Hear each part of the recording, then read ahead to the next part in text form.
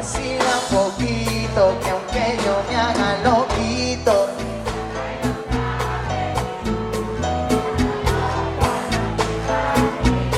yo sé quién eres realmente y no lo que ella sabe.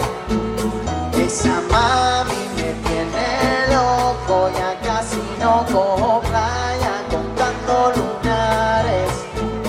Y ahora vente donde tú ya sabes, la verdad que conocerte no entraba en mis planes. Bueno, llegó el momento, Toño, de que les enseñes el paso del cha-cha-cha del cangrejo. ¡Cuidado! ¡Cuidado! Mira, atento todo el mundo, es muy fácil. Es muy fácil. A mí me costó muchos meses pillarlo. Va, venga, Toño, arrancamos. Tra, para acá, sí. Dice: 1, 2, cha, cha, cha. 1, 2, cha, cha, cha.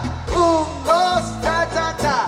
1, 2, cha, cha, cha. 1, 2, cha, cha, cha. 1, 2, cha, cha, cha. 1, 2, cha, cha, cha. Fuerte aplauso para Toño y su paso del cangrejo, sí señor. Espacio patrocinado por Marisco Recio. El mar al mejor precio. Y vamos con una vez más cantando todos juntos con la Orquesta New York. Vamos a arrancar ya. Vamos, Toño, tú también, ¿eh? Te quiero ver mover esa boca. Dice: ven, que vacila un poquito, que aunque yo me haga loquito,